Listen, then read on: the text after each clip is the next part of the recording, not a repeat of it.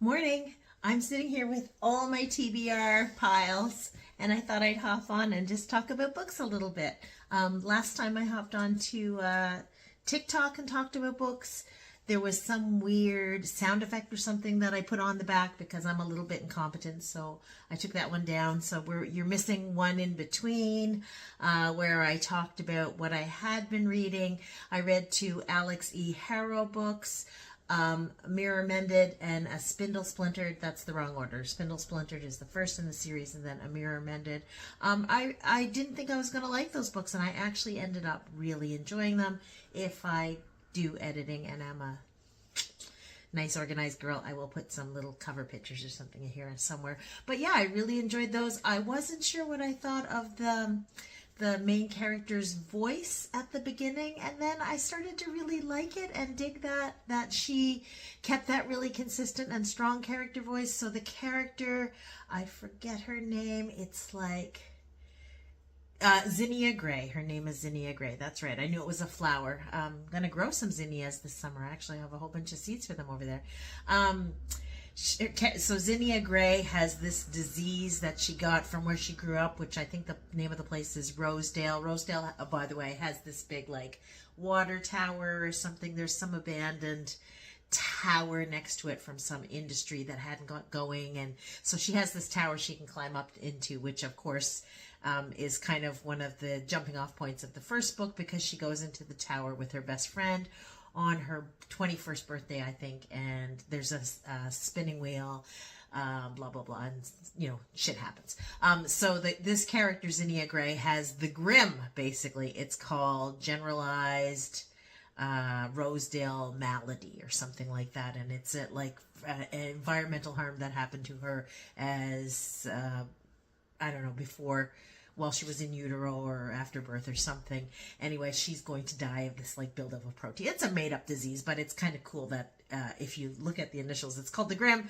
And she goes on and she gets like a folklore degree. She's really interested in fairy tales and stuff, but she's not expected to live past 21, I think. Anyhow, so really, but it turned out to be really good. I wasn't sure what I thought. She's got this, best friend who's kind of a bit punk, and the friend, we get the feeling maybe she likes Zinnia romantically a little bit, possibly, or Zinnia likes her. I don't know. Anyhow, they don't end up together, so spoilers for that. Yeah, she's got this friend who's done like biochemistry or immunology or something like that, knows quite a lot about this stuff, and also on the side goes out and learns a lot about the multi-dimension, the multiverse for Zinnia, because through this whole spinning wheel accident that she has in the first book, she ends up traveling through the multiverse into other versions of her story, and she considers herself sort of a sleeping beauty because she's not going to go to sleep for 100 years, but she's going to die maybe of what she has, and she's always sort of like Sleeping Beauty and likened herself to Sleeping Beauty, so she goes into Sleeping Beauty universes, and she meets a character that they call, I want to say it's Prue. I can't remember the character's name, but she's like the Sleeping Beauty in this first book, and she becomes a recurring character. And the characters have very distinctive voices, and I've been a big fan of following that, and that's been my criticism of a couple of other books I read. So I read those two books. It turned out, and they're small books. They're short. They're like novellas, almost like clocking in at 130 pages, say, something like that. But really, really fun reads, and I got through them both pretty fast.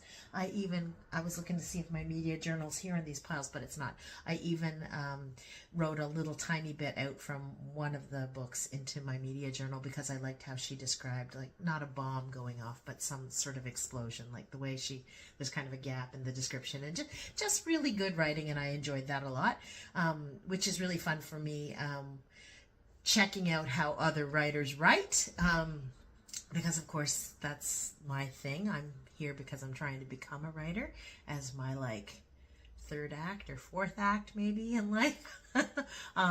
Writing something that's all interested me for a long time, and I'm spending my retirement now trying to do that. So yeah, I really enjoyed the books by Alex E. Harrow. I thought she was a great writer. I thought the character voices were really good, and they're quick reads if you feel like picking either of those up to read. And then after that, because it was in my TBR and it had a due date at the library, I read After the Forest by Kel Woods. This book's longer. It clocks in at, I think it's close to 400 pages. I'm looking at the acknowledgments, and it's page 373. 370 is the last words of the story. So this is a longer book. I have to say, I toughed this book out. I thought I would enjoy it. For some reason, I was intrigued enough to finish it, but I was skimming by the end. Gretel or Greta in this story, I never really fully sympathized with her. I didn't sympathize with Hans, her brother. It's Hansel and Gretel, right? The historical descriptions and stuff, it's really good writing, really well researched. And then I saw something about the festival that they were celebrating in this book came up in my Facebook feed, because it's a real ancient festival they celebrate in sort of Germany, Bavaria, sort of part of the world. And, again, like the descriptions of food. My favorite character in this book was called Book, and it's the book that they've stolen from the witch's house, because they're sort of Hansel and Gretel after. It's what happens to them after, and it's not funny.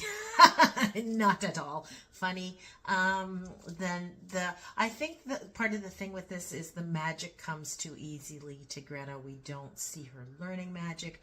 We don't see her struggling when she's sad and distraught and stuff. The stakes aren't really that high, because a couple of times she has the money to fix everything, and for whatever moral scruples she has, she just goes, I don't want this money, I don't want that money, and stuff like that. And of course everything's explained really well. There's follow through on characters that are brought in, mostly are brought in for a reason. There are people in the village that the story would have been okay without, mostly they're all tied back into the story fairly well. I wasn't doing a lot of who's this person and who's that person. Having said that, writers' voices being distinct, meh. I was kind of meh. I felt like they were the typical adventure book kind of cast of characters. Rob wasn't that distinct from, Kristoff was more whiny than Rob, but that doesn't make a character just being kind of whiny, doesn't make it more fun to read. Rob didn't have a very distinctive character voice, except for he always calls her Tab Chen, whatever, which is like a childhood nickname, a term of affection for her. Matthias was meh. The only thing that distinguished him as a character is he's mysterious and he runs off and turns into a bear, and he's lusting after her from the first time that they meet when he's a bear. There wasn't enough done to make me care, which this is really good to read, because this is a great book. She's done all the work to tie all the plot points together and stuff, but you can feel the missing. And it's her first book, and I'm still going to read her second book, which I've actually bought and have in my TBR pile, which I'll go down in a minute. It's probably good for me to read books that I don't love, because it's going to make me take more time over mine. And having said that, I'd be very happy to write a first book as good as this one, and like I say, I'm going to read her next book.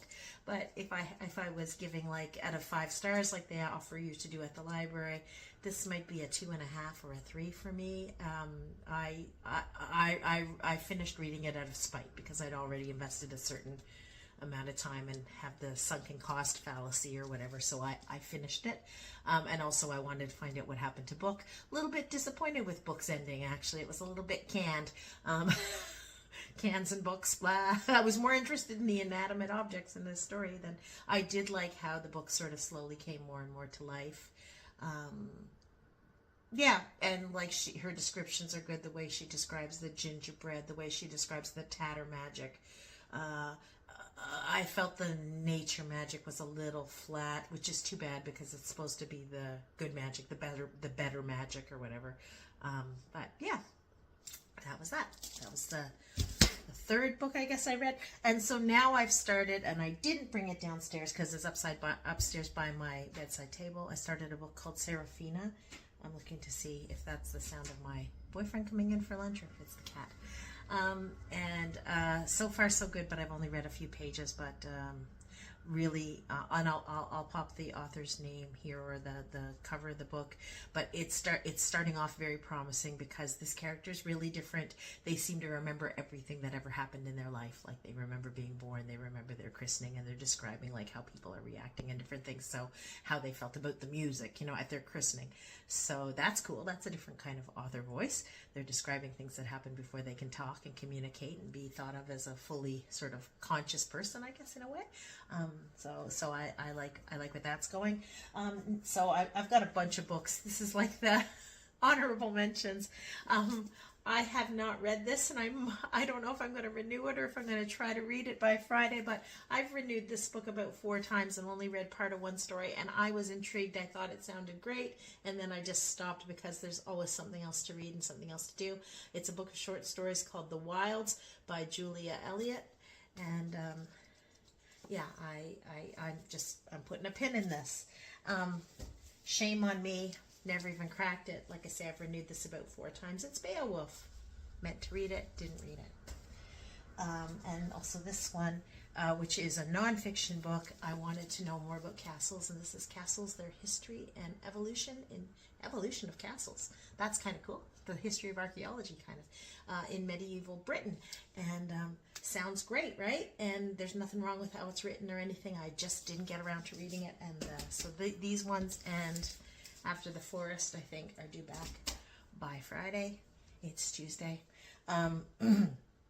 Other books I've picked up recently. I have another one upstairs by my bedside table because it's another small book, and I thought, oh, that might be fun to read. Another short, quick read. And it's called, I think, High Times in the Low Parliament, or Low Times in the High Parliament. And again, maybe I'll pop the cover in here because I can't remember who it's by or anything, but that sounded fun. It sounded a little bit Terry Pratchett-ish or something, and so I grabbed it. I also grabbed this one, and I was just wandering the stacks. I don't know if this is the kind of thing I'll like or not, but the cover's certainly nice. It's called God Killer by Hannah Kaner. And cool cover, right? This one, I'm never going to get the first book in this series. I'm on like number 95 out of 10 million holds or something, and it's still way at the bottom of my hold list. So this is not in at the library. If I love this one, which I did find just wandering the stacks, this is Somewhere Beyond the Sea by the author of Something Beside the Cerulean Sea, I think it's called, T.J. Klune. I'm thinking what I'll do, since I could get this one from the library, is I'll read this one first, and if I adore it, maybe I'll just go buy the Cerulean Sea one, because like I said, this is just one of those times when the library is just, because I'm going to wait forever for it. Having said that, among my holds at the library are the next 2 books in the series by Diana Winwood. That starts with Howl's Moving Castle. So I have the next 2 books to pick up, and those might shoot right to the top of my TBR when I have them in my hand, because I just loved Howl's Moving Castle. So good. Because I was doing writing battle, and I wrote something in the urban fantasy genre, and I had to look up what the urban fantasy genre was, and I discovered this is on my shelf at home, and I have not read it. It's Neverwhere by Neil Gaiman. So I put that in my pile of books. Yesterday I was going to go outside and put some books in my little free library and get rid of them, and this was in the pile, and I brought it back in. It's 5 short stories from in the world of Shakespeare, and it's called Monstrous Little Voices. I bought this one time at like the Ottawa Authors Festival or something, and was super excited and bought 4 or 5 books, and I don't think I've read any of them. Anyway, this is one. So I put this one in my TBR pile, and we'll see what happens from there. I have a couple of books about writing that are in the TBR pile. Linchpin Writer by John Fox, who has a YouTube channel called Book Fox, which if you're a writer, I highly recommend. I really enjoy all his videos, and I should take notes, like watch one and engage with it deeply and make notes, but I just binge them. I watch tons of them, and I'm going to have to go back and rewatch and take notes. Anyhow, I have his book here to read, which might help. So that's by John Fox. It's called The Linchpin Writer. And he's got John Matthew Fox, just I guess if there's another John Fox, not to be confused with whoever else. I also have Stephen King's On Writing here, which I've been meaning to read, and I read a little sample online before. I had actually ordered this book online with my Christmas chapters money, and the sample I read was really delightful, and I'm like, I'm going to read that book. This book I ordered because it kept coming up. I was listening to some, like, an agent, like a live query or something, or maybe it might have been an editor in a live editing, and then it came up. I think it came up in one of the BookFox videos. It came up a couple of times repeatedly as an example of good writing for different reasons. And so I ordered it, and I'm sure I'm gonna enjoy this. It's not in the genre that I'm writing, but it's just supposed to be well written. Eleanor Oliphant is Completely Fine, and it's by Gail Honeyman. There you go. So there's that. Like I say, in my TBR pile, I also have Upon a Starlit Tide by Kel Woods. I did start to read this book, and I was interested, and I think I maybe going to like this one better than After the Forest. I'm sorry to diss a book, but I didn't really enjoy After the Forest. I'd be lying if I said I did, right? But I bought this one, so I haven't given up on you, Kel Woods. I'm going to read this one next and see what happens.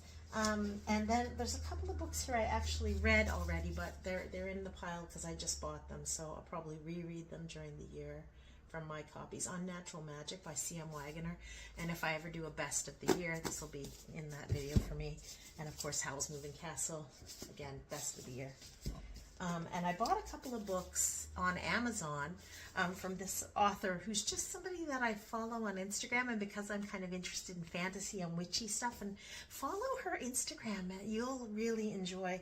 Her name is Lida Pavlova, and I have this book, Small Spells. I have another one about magic that I'm actually, I think, already sort of reading and making some notes, but this one, Small Spells, is quite enchanting, and she does a lot of Instagram posts about small spells. So this is like spells for May 1st, Beltane spells.